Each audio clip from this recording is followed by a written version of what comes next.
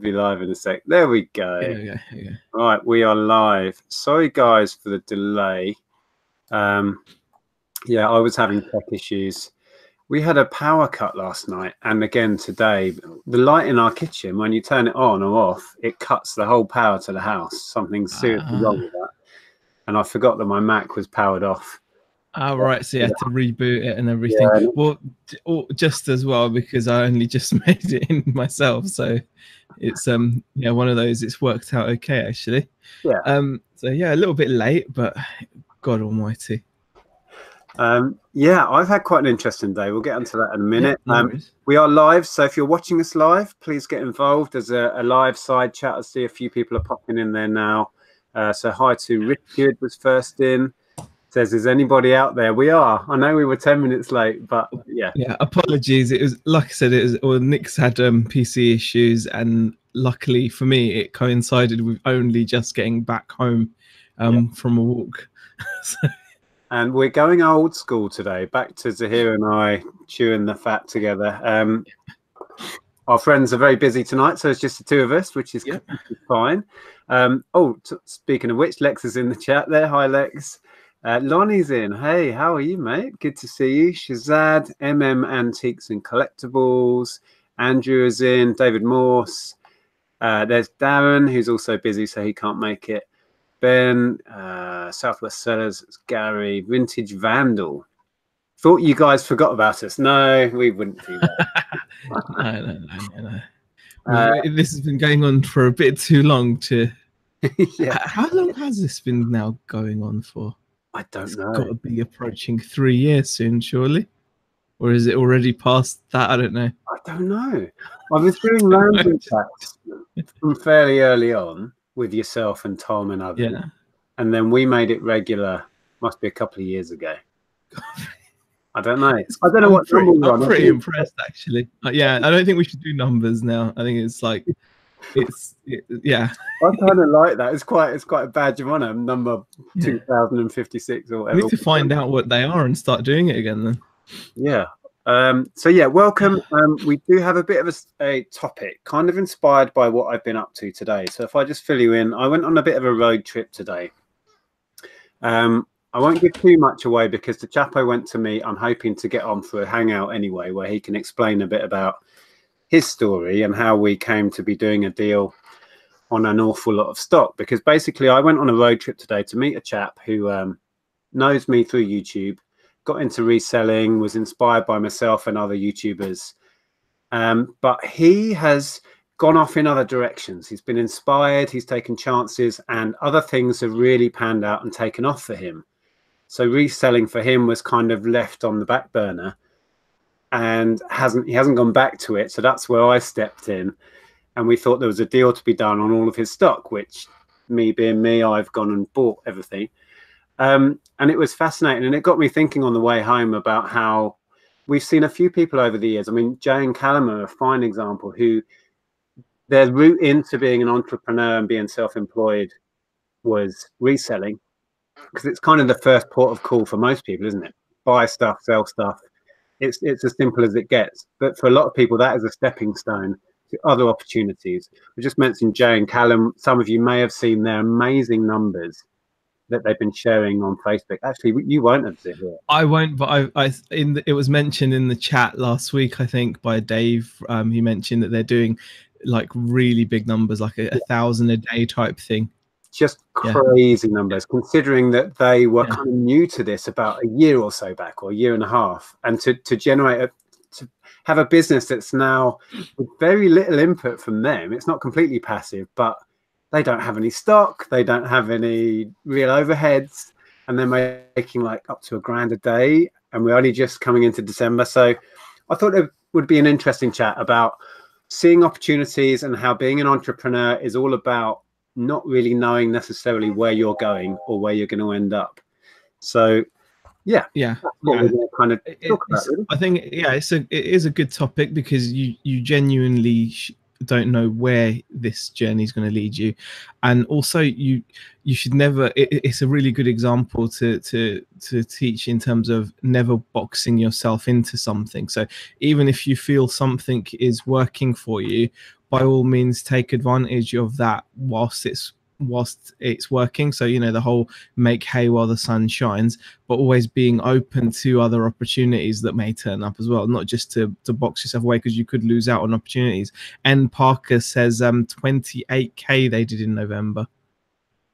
That's just, you know, mind-boggling, absolutely mind-boggling. I actually, when I found that out in the live chat, I think I was like, wow. I was just like, you know, what an opportunity missed. And Jay is so sweet. She actually messaged to say, oh, it's not an opportunity missed, and we've just gone down different paths. It was so nice of her to message. And she was like, oh, if you ever need any help. And I was like, oh, that's so lovely of her. But it's just a great example of like how, like you said, who would have thought that so quickly to have moved from, you know, obviously I think Callum used to do a lot of the eBay side of things, but obviously with traveling you can't, and they've adapted in some style. I mean, you know, that's just, well, their story is a wonderful example of how, you know, we kind of had the tools to do exactly what they had. I even, you know, I was chatting a lot with Jay, and she was sharing some of the kind of background tips and tricks of how she got it all going, and I just didn't use it. It didn't suit me. It didn't suit my personality. I really thought it was. I was excited about getting into merch, but she particularly is just that way. Her brain works, and she's capitalized on that to such an extent. And they've seen that opportunity, and boy, have they made it work. And I'm so happy for those guys. I can't wait. They're still traveling. They're coming back, I think, in January. I spoke to them a couple of weeks back, and I'm hoping that I'll be able to get them on the show and just find out what that's like to be inside something that's just exploding. Yeah, I mean, it will be a nice catch up, because I remember speaking to them, and it was like when they just, you know, just starting out, and just to see like a year later to see that growth. I mean, that's growth that, you know, I would just be astonished. I'd be so happy with. I mean, they've achieved more within a year than a lot of people will for whatever. Which is just being honest about the situation, which is just, but it's a perfect example of finding something that works for you, and then just being able to capitalize on it and being open-minded. And merch in itself, I mean, the little I know about it, is one of the most dynamic marketplaces. So even though it is one particular income stream, you have to be so in touch constantly to make money.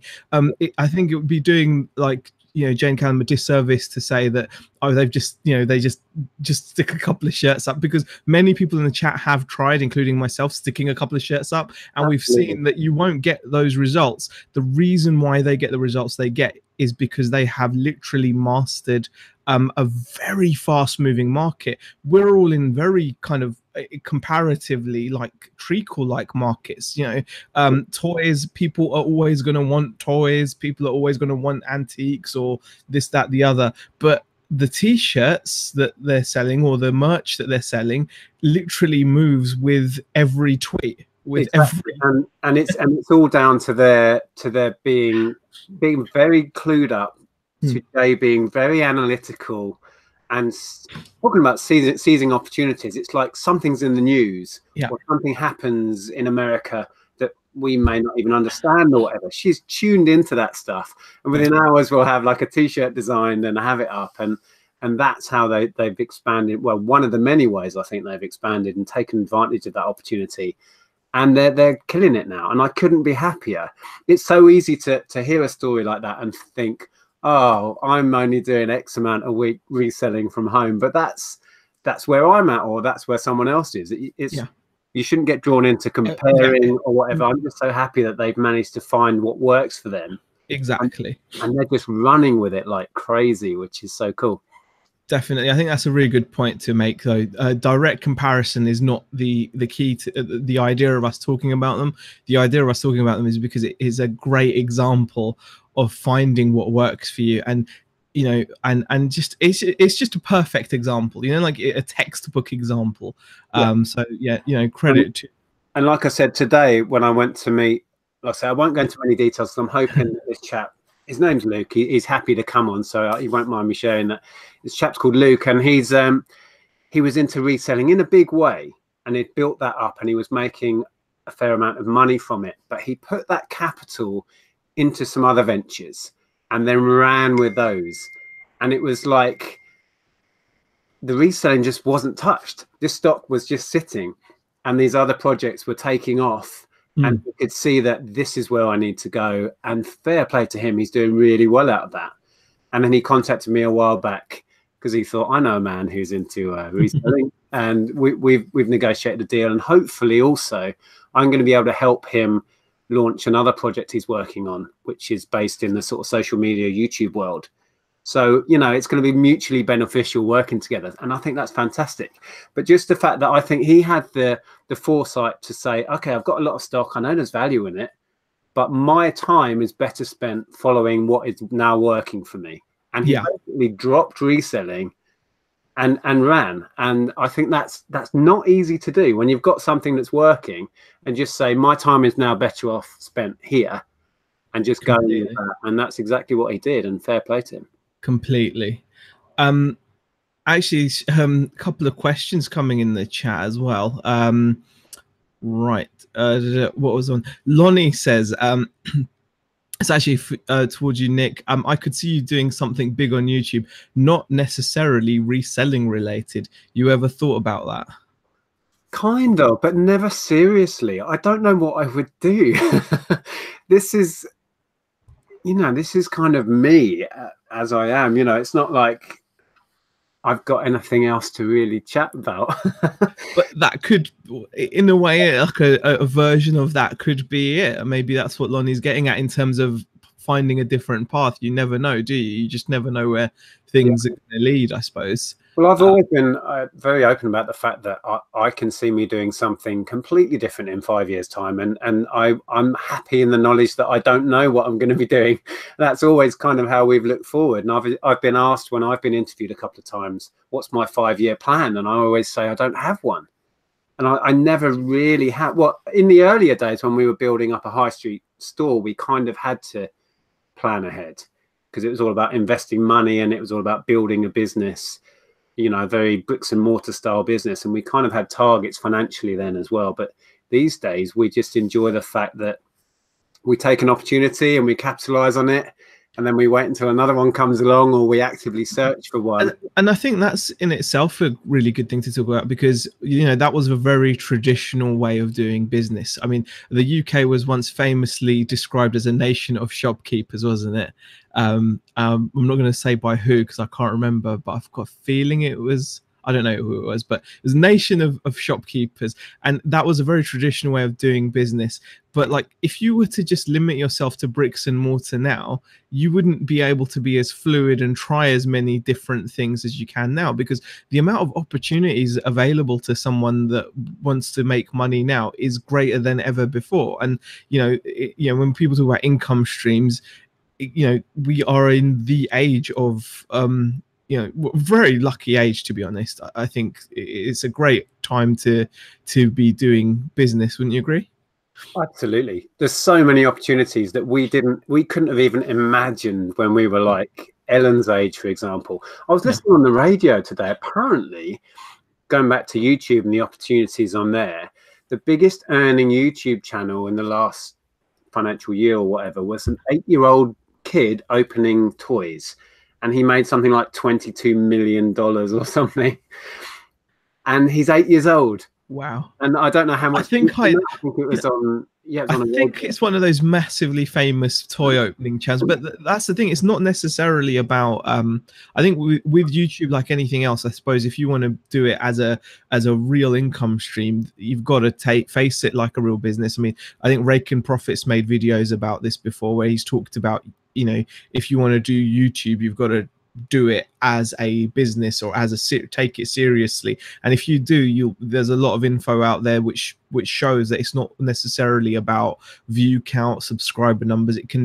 It's about, if you want to make money from it, then there's a lot more money in the whole, you know, marketing side, or, you know, when people, for example, the reason why that kid's probably making so much money opening toys is because, you know, Hasbro or Mattel are probably very happy to send him or his family the latest toy as soon as it comes out, because they know it's amazing advertising and it's going to get them sales of whatever particular toys.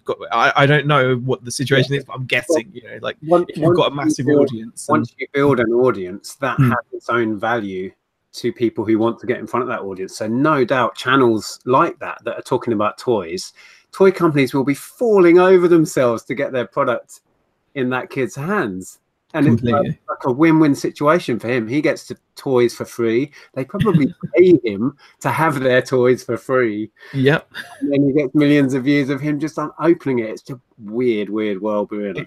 Crazy, and it's a world that we should all be, you know, I mean, even again, going back to the merch thing, how amazing is it that you know, you can earn an income from printing t-shirt designs, you know, it's not even that. Without any infrastructure. You don't need a t-shirt printing machine. You don't need to buy a t-shirt. You don't even need to know how to draw. In Jay and Callum's case, you don't even have to be on the same side of the planet. No. You know, they're selling these shirts in the US, and I think they're doing UK and Europe now, but it's primarily in the US. So they're not even in the same country. They never touch the stock. They never print a t-shirt. They never speak to the customers. I mean, it's just heavenly. It sounds heavenly, doesn't it? It is. It's like a dream business. It's like no overheads, no staff, no stuff. And infinitely scalable as well. Yeah. So yeah, I mean, it's very interesting, isn't it? Notice Krillin is in. Hey, how you doing, Rob? Yes. Yeah. Nick, how are your high and die? Yeah, very well. I've actually been condensing the stock in here. So I've created 2 free bays because I knew that imminently I may be coming into a lot of stock. I've sold, I don't know how much percentage wise of all of that, but there is an awful lot in the loft that needs to be dealt with as well. But yeah, well into profit, hugely. I haven't updated my log book yet, but yeah, that's going really well. Thank you. And that was another great example of we didn't see that coming at all. Even when we went to the auction, and we didn't see it coming until we walked into the parts room, and then it was just instantly I just saw pound signs flying around. Oh my god, I'm going to be selling car parts, and yeah, we just made it happen. From that I think may have worried flipping fantastic fine. She says, question for the chat: what would we all do if Nick stopped doing YouTube vids? Don't worry, it's not going to happen yet. I'm not planning on stopping anytime soon. I enjoy it too much. Marcella's in. Hi there. Anyone else notice the doll's house getting closer and closer to Nick in each stream? Oh yeah. The house will be in Nick's chair next. Well, I actually found in the loft these little banister bits that I thought I'd lost, and all of this furniture, which is original Cindy stuff.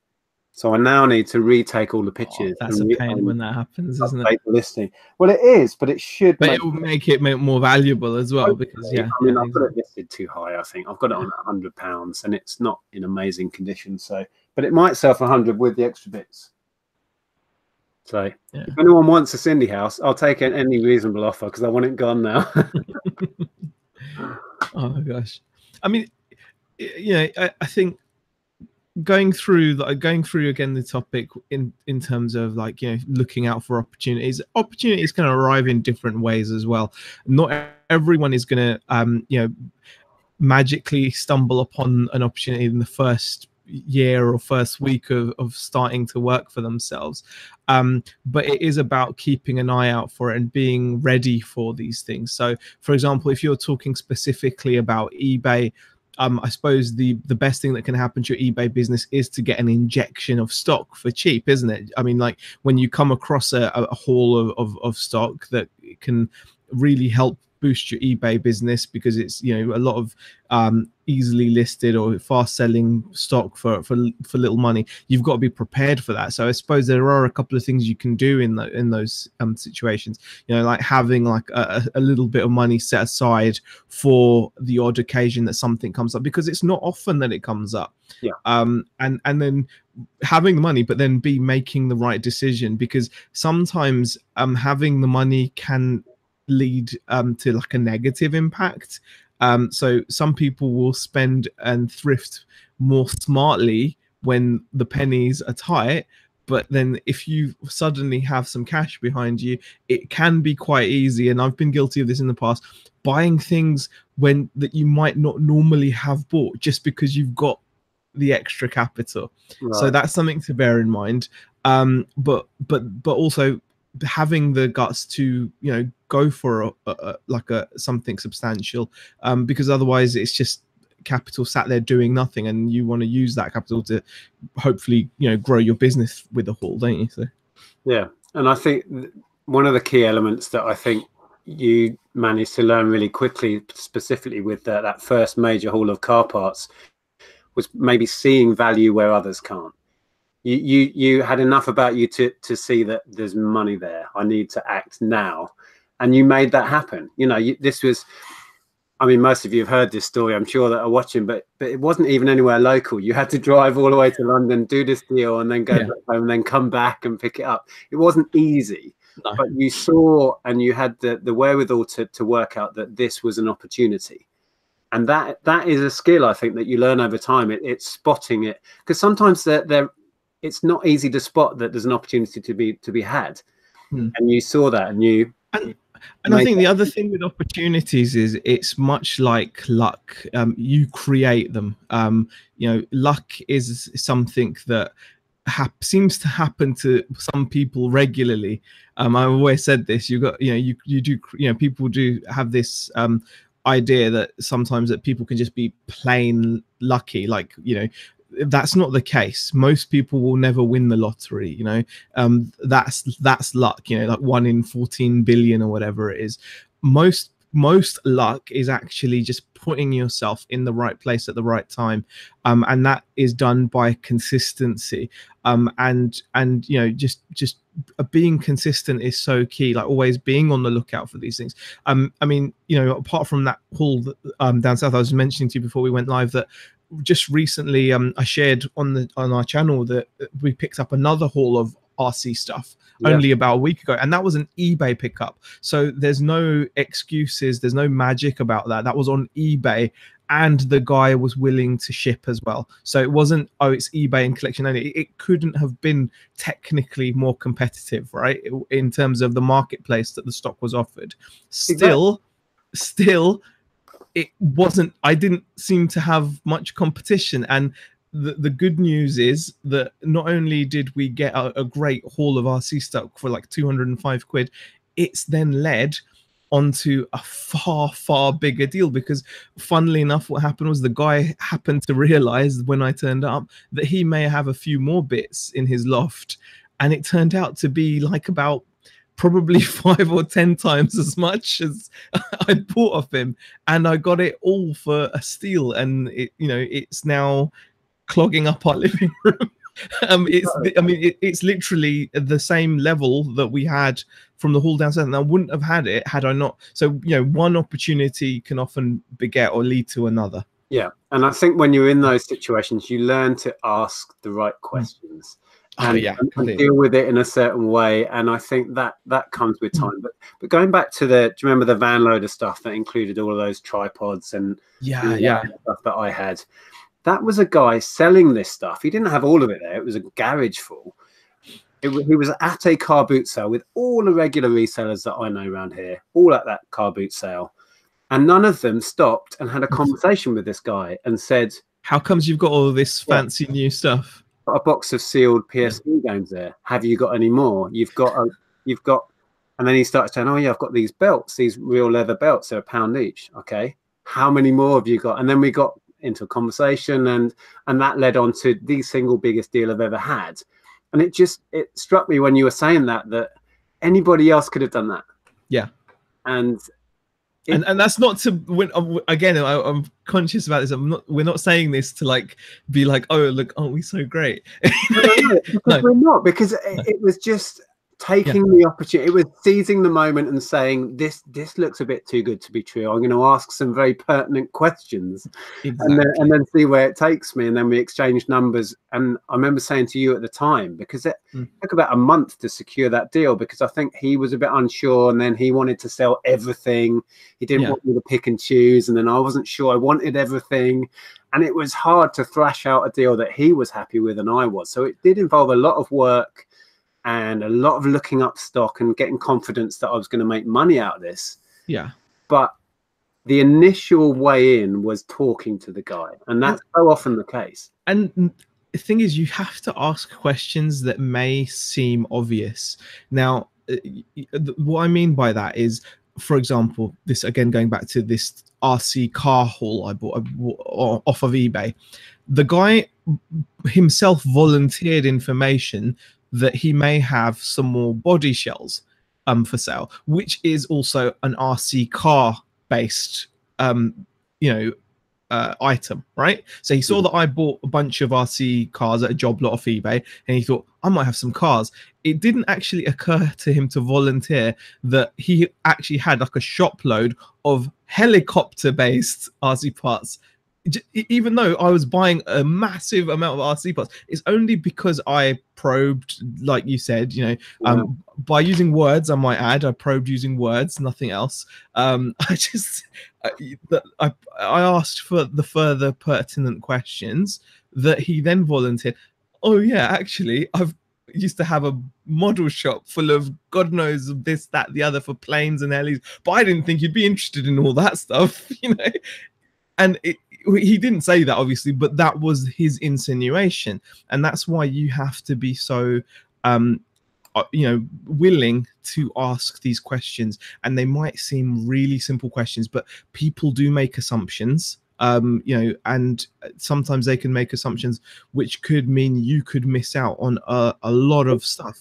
Were you open with, in this particular case, were you open that you were going to sell the stuff, that you were a business? Well, yeah, there's no other way around. You wouldn't buy that volume of parts. Well, even he may have been thinking that you were buying for personal use, so you were into cars, and he didn't put two and two together and join the dots. He would have known. He would have known, because it was just too much stuff. And I did actually say to him, yeah, I mean, I'm always looking for vintage RC stuff, and that's when he mentioned the body shells, and then later on the helicopter parts came out. But I mean, in that situation, I think being open about that and basically not in so many words saying, I have money to spend, I'm looking to buy a lot of stuff, and then that's enough sometimes for people to go, here we go, and then they see the opportunity, because sometimes people are just wanting to shift it all, and if you can fulfill what they want, there's a deal to be done there. And that's sometimes all it needs, is for them to go, aha, this guy wants to buy all of it. Yeah. Yay. Okay. Lonnie says, I think I saw some questions there. Okay. So George Ross says, evening. Well, sorry, I can't stay. Is this an old school lads only chat? First one in a while, but yes. And I think Lonnie had a couple of comments. Yes, big injections of stock have been the turning points for me, for sure. And Lonnie's a great example as well of someone whose business is just going from strength to strength. And I really do, I really do feel that it's important. And Steph Sells Stuff says, I'm ready for good stock. I'm very ready, still waiting. And, if you keep your eye out, and you keep your feelers out for it specifically, you probably will find it. I think sometimes you have to be on the lookout for this stuff. It's really funny how when I look for job lots, I find job lots. But when I'm not looking for job lots, I don't find them.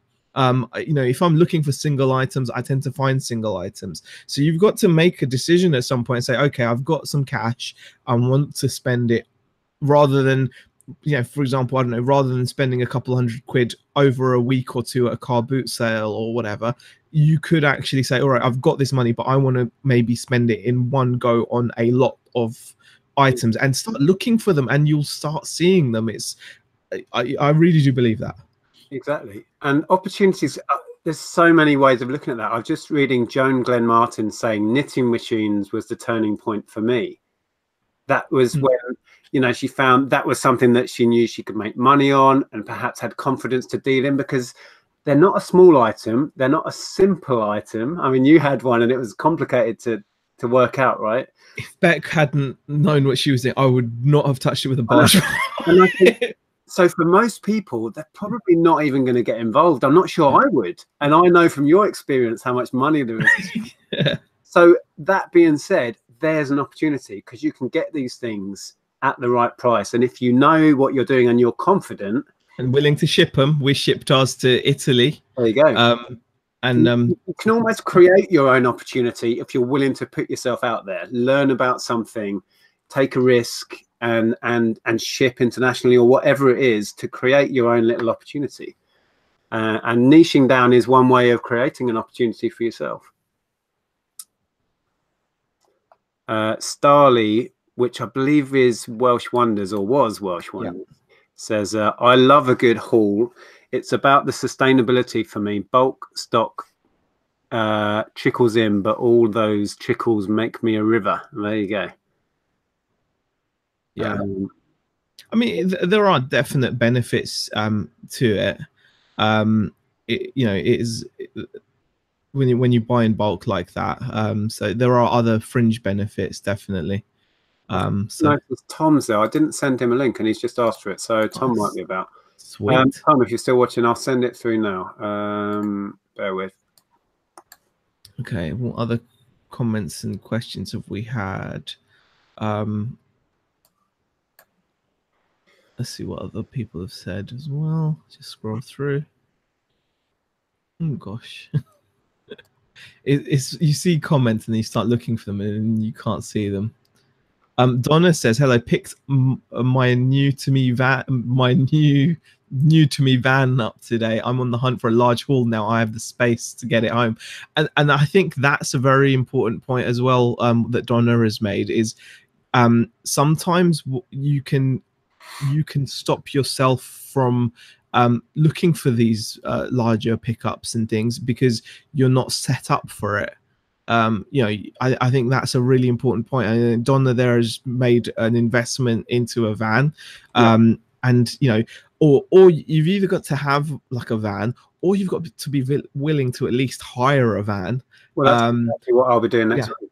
And it's interesting that the haul that I've negotiated and bought today, when this chap first approached me, I wasn't interested. I was in the mindset of clear, get rid of the bulk. I was really in that mindset, and I said, I'm not doubting there's value there, etc., but I'm just not in the place where I can deal with that right now.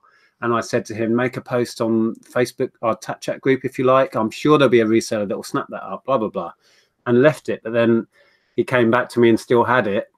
And I re-looked at it, and then because I can hopefully help him out with another venture that he's doing, there was a mutually beneficial thing there, and we came to an agreement that's going to help both of us, which is fantastic. And I'm so excited that, you know, he's going to get as much out of this hopefully as I am, and we're helping each other out. So yeah, interesting. Oh, I think Tom's just joined. Hey Tom, how are you doing? Yeah, sorry for the bit of a delay joining. I've just nearly set my house on fire, so. Oh, what's going on? Oh, just a bit of a chimney fire. It's all right. Don't worry about it. Oh my goodness. Yeah, I kind of let the wood burner go a bit ballistic. So yeah, right. If it's a bit smoky in here, it's not for ambiance. It's just my house burning. At least you're going to be warm, eh? Yeah, this is true. Yeah. Just try not to breathe in the. Yeah. There's always a bright side. Yeah, you'll be warm. Yeah. So yeah, we've been chatting about the ability to see an opportunity, the ability to capitalize on an opportunity within reselling, and wider than that. We were talking about Jay and Callum, who I'm sure you're aware have been an example to us all, who are, you know, have made the most you could have imagined out of merch, and it's still growing. And it's about being able to spot those opportunities and make the most of them. So I don't know if you've had a chance to listen, but what have your views been on what we've been saying? Well, it was playing in the background, so I did hear bits while I was like trying to be amateur firefighter of the week. But yeah, I think it's a two-sided coin, isn't it? You've got to spot opportunities, but also spot when you're resting on your laurels as well, and you're becoming too. So you've got to kind of seek, always be looking for that new opportunity, definitely. And I was shocked at some of the merge numbers that they're pumping out. I mean, it's mind-boggling. But I know it's not. I know it's not for everybody as well. So you've got to know what your strengths are. I mean, I'm certainly not going to go and buy like a huge haul of clothes or something, or Magic the Gathering cards or that sort of thing. Yeah. So yeah, I think you've got to know what you'd be passionate about buying, especially if you're buying in bulk as well. Because saying that, I mean, you got the car parts, and it wasn't really exactly. There's that balance, isn't there, where the value of the money outweighs whether you're interested in it.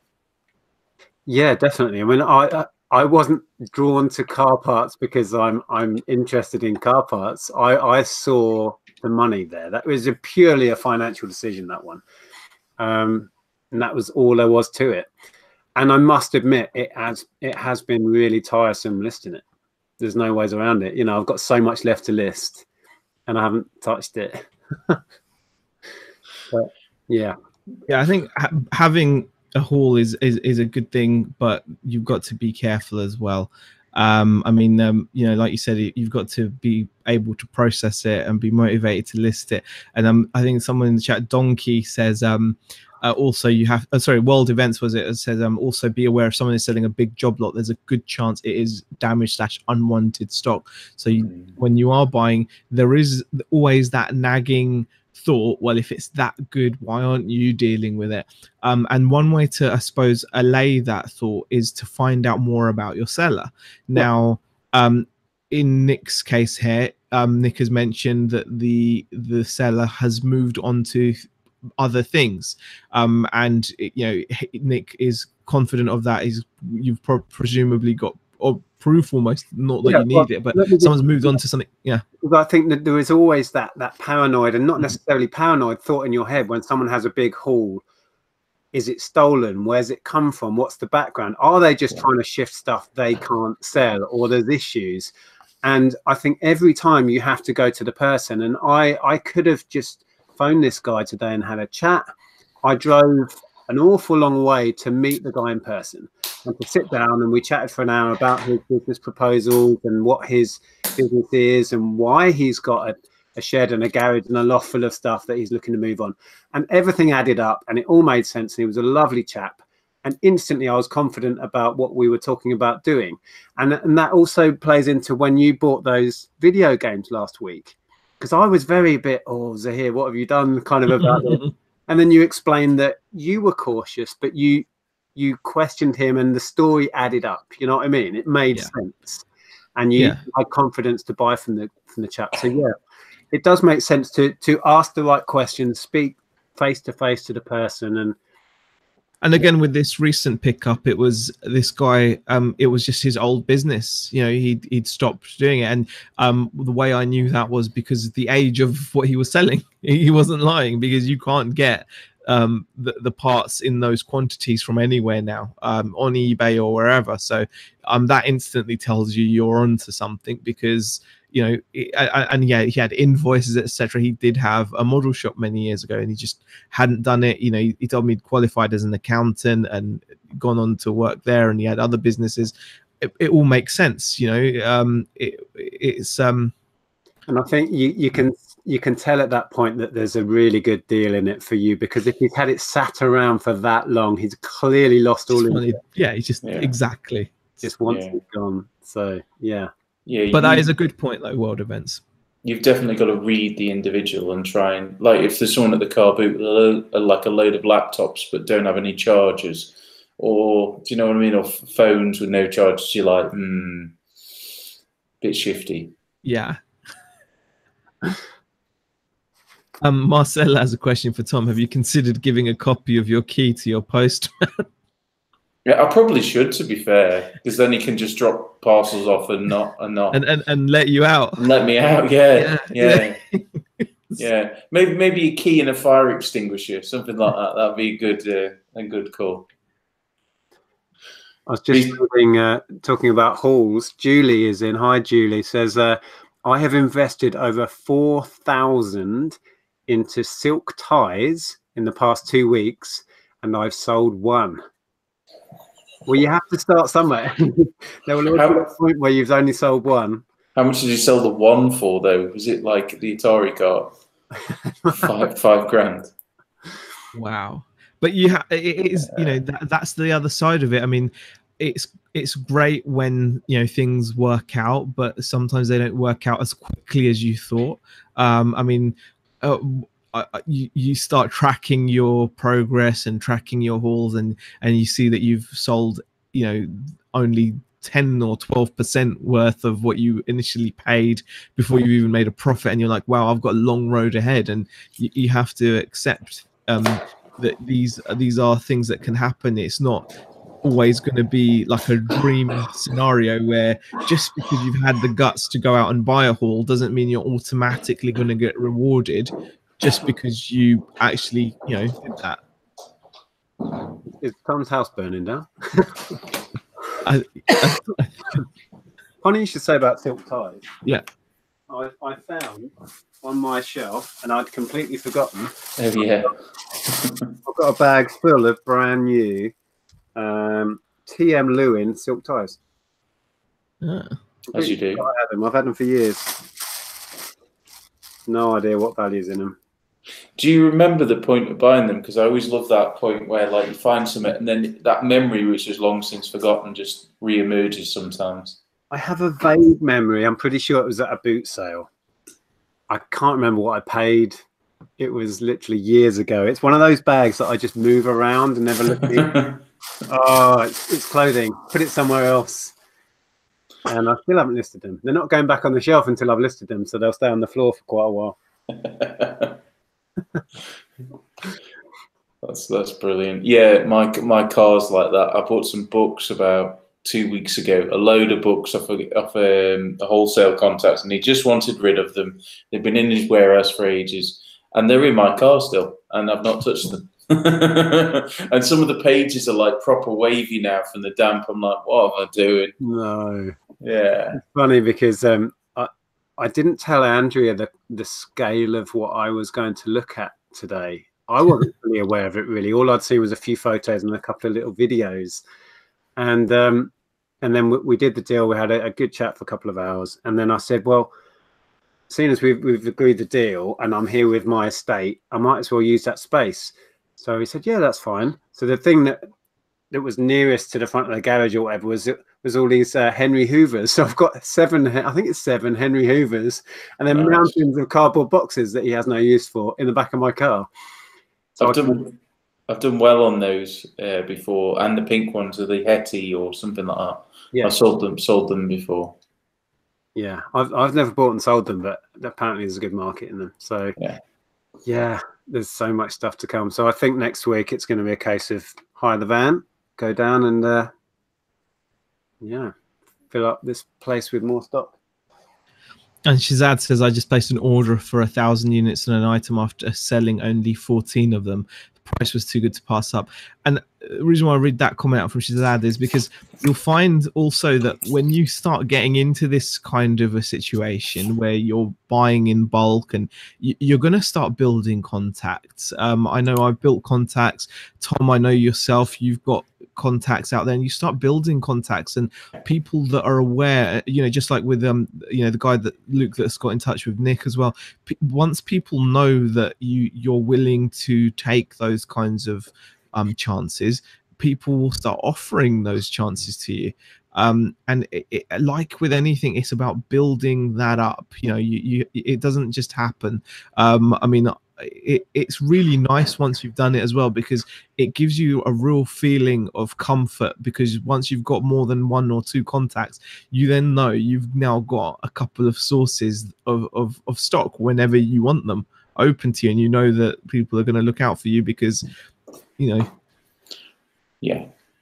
You do have to almost keep up with the contacts as well, and sometimes maybe buy things that you ordinarily wouldn't, just to keep that contact. I mean, there's limits, obviously. Like, No, I've got a wholesale know. contact, and he was in touch with me and a few others about some smart meter things that you attach to your electric, and you get a reading out of how much electricity you're using. And he wanted £1 each. He's like, oh, you could easily sell these for this and that. I look up, and they're free ones you get through the post. Yeah. So, yeah. So it's like, yeah, you're not fooling me on those. I don't care if you've got 500 of them. I'm still not having them. I have seen people selling them though. People do buy them, which is weird because I know you can get them free from your supplier. Which is, weird. But I think that's a very good point though, Tom, because you do have to show that you are, you know, you are keen. I mean, in one of my like recent pickups, it was all the sweeter because there was a pile of RC cars, literally a pile that was reserved for someone else, but they hadn't turned up. So not only did I get them more, I got them for a better price than he was going to get them for. Nice. It even still had the post-it where they were put aside for you know. But again, it's a case of, you know, you've got to be consistent. Even so, once you've built that kind of a relationship with someone that can, and that can apply to your local car boot seller. I remember watching, I think more in Joe's early videos, where he'd say, I went and I bought all of this stuff. Some of it's not that great, but it's a guy who holds things for me. So I feel I should go up and spend some money with him every week to keep that contact going. And then every now and again, he'll get the mother load of whatever, trainers, media, because the guy knows, here comes Joe, he's got money. And the fact that the guy puts that stuff away, so Joe could turn up whatever time pretty much he would like. And then, you know, and that's the beauty of it. It's there for you because you've built that rapport. You know, because at the end of the day, they're also wanting to sell, and they want a guaranteed sell, and they want to keep you happy as well, because it's in their interest to keep you happy, because they want you to keep coming back and buy the stuff.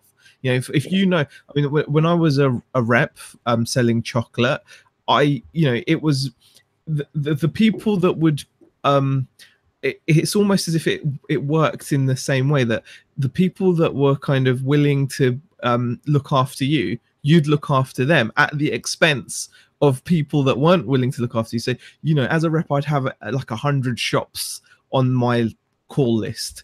I probably only really looked after about 10 of them, but it was at the cost of the other 90. So all the stuff that the other 90 could have been getting was going literally, because I was hitting all my targets, etc., by just visiting my mates in these 10 shops pretty much. And that's how reps work generally. It doesn't matter what it is, it's always that way. Reps have got their favorite stores, and it's always, as a store, in your interest to be, you know, because it's a two-way thing, isn't it? Exactly. And the best relationships, or even the best single deals, are those that are mutually beneficial. You find that common ground, you find that middle bit where you're excited about the deal and they're excited to move it, and it all comes. You can't you know, there's always that thing where, you know, you want to haggle, etc., but there is, you know, that's a really good point actually, Nick, that you both have to walk away feeling happy with what's happened. Yeah, but in equal measure, you don't want to be that sucker that buys everything as well. I think you've got to have an element of treat them in, keep them keen-esque type thing, that you've got to show that you are shrewd and that you don't mind a little bit of a haggle, potentially. I think it's difficult sometimes, and balance. Trying to think how I approach it. Sometimes being very blunt works, and just saying, this only works for me here.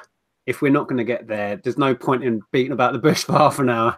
And sometimes that approach has worked really well. Other times it's more about doing lots and lots of research and finding out, here's my sort of zone I need to be in, and then you find out where they're at. And you don't want to be the person to put a price out first as well, because I know I've fallen foul of that, and it annoys me when you're doing a deal and someone goes, well, what would you pay? What would you be willing to pay? And you're like, oh gosh.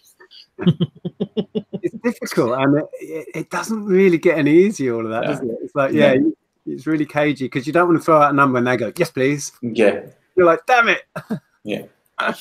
I mean, you can start small. I mean, even in terms of like going into your local charity shops, and if you're consistently buying, I don't know, ladies' scarves and shoes or something, just when you're buying stuff, just mention to the staff there, oh, you know, I buy these, blah, blah, blah. And then put that seed of idea in their head. And then maybe next time, oh, we've got some of them in the back, or just little things like that. Definitely Helps. I just noticed a few people were saying that they've just subbed to Pommy Picker's channel. Yeah, go and check him out, guys. In fact, you'd have to join me for a chat sometime. That'd be fantastic. I've never had an Australian on for a live hangout. That'd be good. He's an expat though. Yeah, it's true. Yeah, so Yeah. so Originally, yeah, but Pommy Picker, yeah, he's a cool dude. Yeah. Right. So you see, I don't think I'm sub to him, are they? I'll have to check that. I only watch my own videos on repeat, so I don't. Oh yeah, that's the best thing to do. Best thing. That says, I had a rep that sells me Max Factor, and she rang me today and asked if I was interested in fragrances. I said, sure, she's coming in next week. We'll see if it works. There you go, having a good rep. Yeah, get a few freebies out of it, no doubt.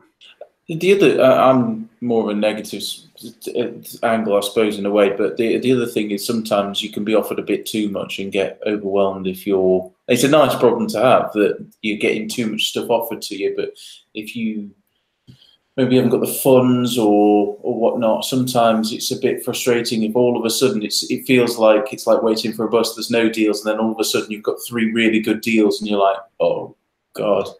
You know, or you've got to act in a short amount of time, like there's something going out of business and you've got to do it now. Yeah. Sometimes that can be quite stressful. Well, that's a huge part of it, that you don't know when something's going to come along that you're going to be keen on buying. And sometimes you're not prepared, but you just have to make it work. Yeah. And to be honest, right now is not the best time for me to go and buy a van load of stock. But I know that if I'm going to make this work, it has to be now, really, and that's I'm just going to have to make it work. Simple as that. Yeah, with deals like that, you've got to, haven't you?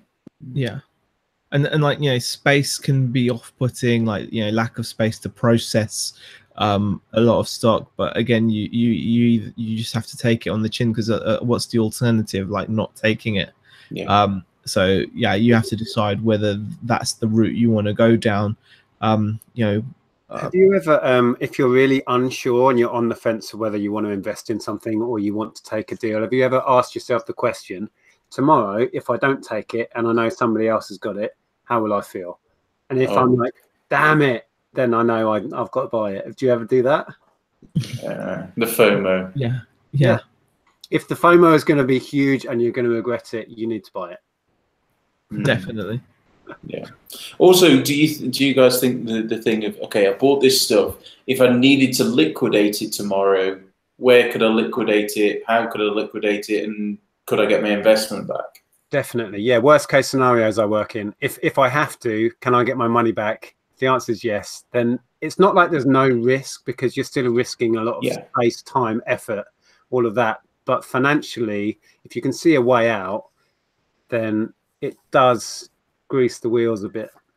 Like for example, if you were to buy it's sort of a current thing with you, like a load of, before say the DVD restrictions on Amazon, you bought a load of new and sealed DVDs or something, and then it's for a very particular niche thing, and then if that market goes, you're like, oh God, there's no value in it now. I'd be more hesitant about buying something that only has sort of one potential outlet, rather than you could liquidate it here and there, or like time sensitive stuff. If you bought a load of Christmas stuff and then you've got to get rid of it now, I would be much more on that sort of tack. I would be much more comfortable buying a completely mixed bag of products, kind of what I bought now, because if you're hedging a lot of money into one product, that makes me feel a bit scared. But that's more so here, your sort of thing, isn't it? You know, really niching, you know, putting your.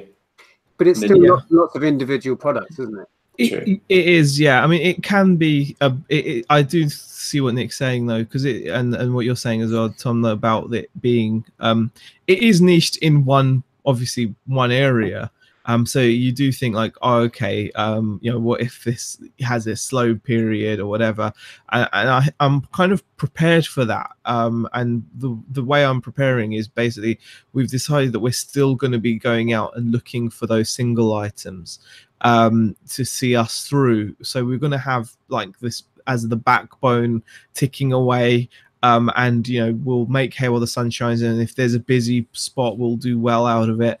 But we're also expecting there will be times where it will be quiet, where no one will want to buy an RC part of me, or you know, whatever. And hopefully in those situations, the one-off items that we'll be picking up consistently, because that's the one thing we're definitely going to change over the past year. Is whereas in the past year we kind of bought this lot, we then thought we don't really need to source. But I think like this year we're gonna, like, we've still carried on buying the RC stuff, but we're gonna now still have, like, you know, Range Rover grills and SAD lights for sale. Teeth grills? No, not teeth. I think going back to what Tom was saying about get it going in big on one product line, one single DVD title or something. I think whereas with your hauls here, you're protected by the numbers. You know, you might be undercut on 100 products. It doesn't matter. You've got 500 others that nobody has. Yeah. You know what I mean? And you're protected long term by that. And then when people gradually sell out of some of the other products you've got, they'll come into their own and start selling. Whereas if you only had 25 lines, yeah, you'd be looking at those listings every day thinking, I've got to get a price, I've got to make this work, I've got to get sales. Yeah. But you're protected by the range of stuff that you bought, which is great. Also, I suppose RC is still quite a big niche as well. It's not like you've bought a load of, I don't know, matchboxes from 1960s Las Vegas or something, casinos. You know, it's not like super niche. So you've still got that range of stuff. Sean Gilbert says, I bought all British General Electric sockets from Homebase last month. Should have seen the look on people's faces. If I didn't get it, someone else will. Wow. Yeah. Yeah. See, that would freak me out to buy something like that, because I'd just be like, what? Yeah. Yeah, there's Homebase closing down up and down the country. There's a lot of opportunities. Somebody messaged us about one that I think is fairly near us, and I'm thinking, I don't go now. And Mass says in the chat, don't you guys think you could stop sourcing till boot season and be fine? It seems like you guys have a lot of stock. We technically could, but I think that it was a mistake last time. So no, I think you guys go on that. Yeah, I had a bit of an experiment this year that I basically didn't go to the car boots at all. I did some in June, and I missed all of July, all of August pretty much, and then did a few in September. I just didn't bother. And it was good, but the mental anxiety that caused was horrific, because I was like, what am I missing? What am I missing? I need more. Yeah. And I think it can help mixing things up. So if you've bought, you know, like once you've bought the lot, I mean, we're like everyone else where you get excited when you buy something new, right? Now, if you've bought a bunch of stuff, like in one go, it is exciting, but like anything else, you will eventually find it more and more difficult to churn through. I mean, like Nick's mentioned that, you know, the car parts are becoming a bit of a grind. So buying something else will be a welcome relief to then hopefully allow you to go back and do some more of them, right? Yeah, and I think that's how I'm going to move forward with it, is that I'll do a week of car parts, and then I'll do a week of other stuff. Yeah. And mix it up and be quite regimented in that way. Otherwise, I will not get through it. Yeah. And I don't think I've listed car parts now for months, which is crazy. Considering how much money you must have. Yeah. It's going to be all profit now as well, isn't it? And again, yeah, since October, I've been really focused on FBA, and that's paying off now. So it did make sense, and it was the right thing to do, but it just feels weird having thousands of pounds worth of car parts sat around, not even looked at, let alone listed, with boxes in the loft. I don't know what's in them. It's crazy. So say you get a haul, how do you approach it? I mean, for me, the things I pick out first are quick flips and big things, because they're obviously taking more space. Yeah, I've got to say big things definitely first, just physically, because space is always, and plus you don't want to just feel like you're you know, you don't want to see the same things, and larger items are, it's always welcome sight to get rid of, you know, to get rid of like a giant box. It's just, you know, it's just really satisfying. Yeah, that is the logical way of dealing with it, and I'm going to have to face this haul I'm going to get soon head on with the big stuff, because there's a lot of bulk, you know, like sort of flight case things and the Hoovers that I've just filled my car with, for example. So I'm going to have to go big. I mean, that's why like a lot of the parts that I bought and like things like the video games, they're just so low down the list now, because there's a lot of like larger items that need to go. So yeah, definitely, you've got to focus on the big things, definitely, and then obviously, you know, potential quick flips to get your investment back as well. Yeah, to keep the cash flow going, definitely. Yeah, definitely. Okay. Just having a dip in the chat. We've been on almost an hour, so we'll wrap this one up soon. Hi Tazzy, how do you package these big items? Depends a lot what it is, but yeah, get a big box, pad it well. It's you have to have the mindset that there's not really anything that you can't ship. There's a method for everything.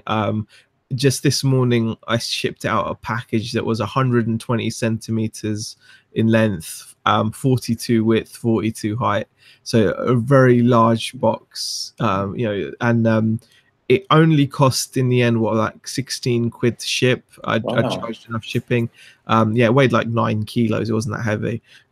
So it's really not that difficult, but it's just about getting the practice. There are even good videos on YouTube about it as well. I mean, I remember when I had like some hi-fi stuff, I watched a guy ship some really big heavy loudspeakers. Loudspeakers can be very heavy, like, you know, 20 kilos or whatever, and, you know, massive big speakers, tall floor standers, and you get good ideas. You know, like this guy was like wrapping them in carpet cuttings and, you know, foam, and like works. And but you know, where there's a will, there's a way. I mean, George Ross, who's been in the chat earlier, he's known for being pretty brave about shipping, you know, like all kinds of furniture and large items, and Joan as well, who's shipping out knitting machines.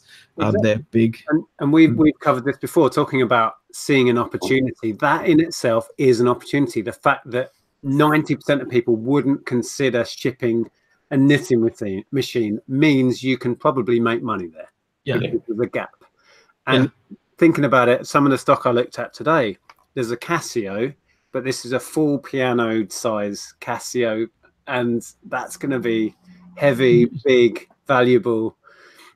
But I guess I doubt I'd sell it on local. I could do, but local pickups tough. It's really depend. I mean, you might be right where you are, Nick, near the capital, but I think if you're out in the sticks or that sort of thing, you really struggle on some things. Yeah, I might try it local, because last time I picked up I think that might have been a Casio, a slightly smaller one.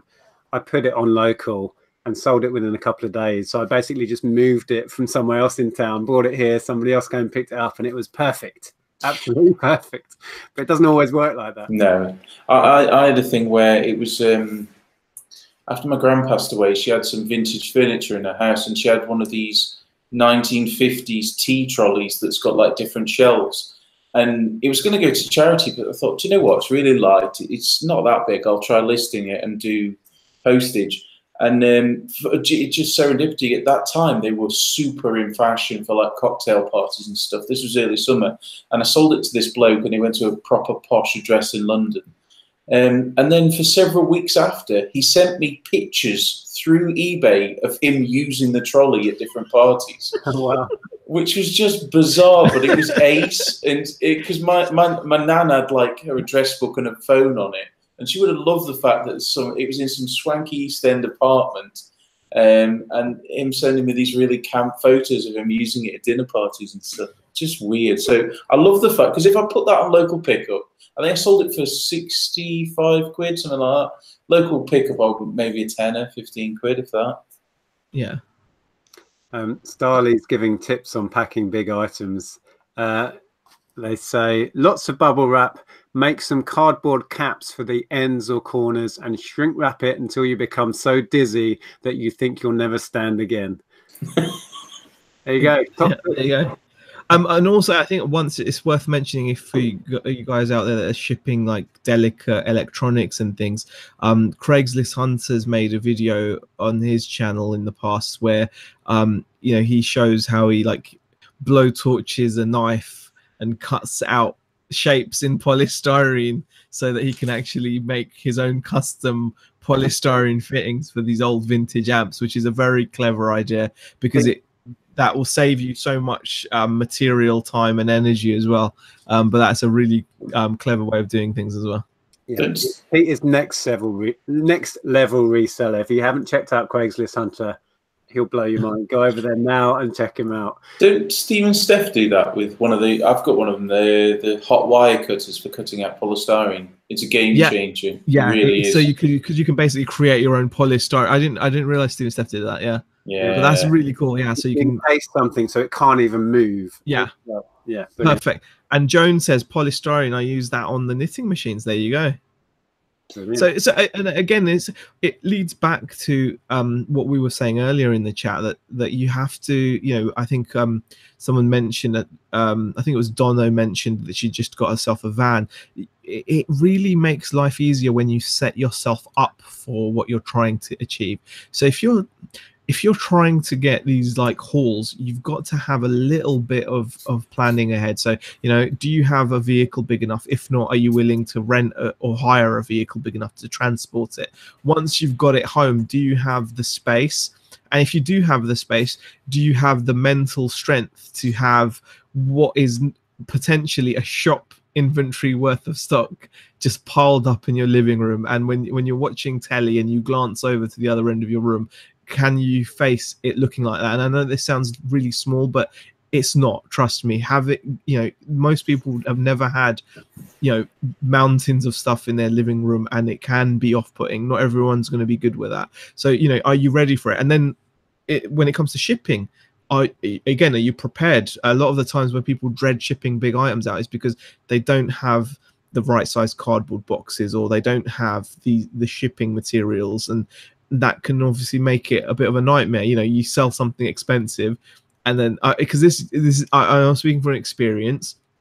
I used to sell certain items, and I used to get like a split second of euphoria that I've had a big ticket sale, followed by now I've got to go run around trying to find a way of shipping it safely. I had that exact moment when I had the Bang & Olufsen big radio. Yeah. And I sold it for my asking price. I don't know what it was, 250. It wasn't massive, but it was a fair chunk of cash. And I was like, woohoo! And then it's like, Germany. Crap. But on the flip side, isn't it great when you've got that larger sale or something, and you know that you've got the perfect box for it? Then yes. Oh, I love that feeling. Then and especially if you're making your custom polystyrene ends for it, then you're really like, you know. Yeah, there is nothing more satisfying than finding the perfect box for your item. It's such a small thing, but it makes my day if that happens, honestly. But it is these small things can be quite, you know, they can be quite important, definitely. 7 knitting machines on the sofas, says Joan. Oh wow! Oh goodness. Touching on what you were saying about being prepared to have a haul in your life, Heather is in the Treasure Pirate and asks a question for Z: how is Bex bearing up with the horror of her living room? She's got gin. So Jim. Who's Jim? Gin. Oh, gin. Gin, yeah. Jim. Yeah, she's got gin. So you know, Jim to console. Jim and gin. Yeah. So, like, is he her counsellor? That's what I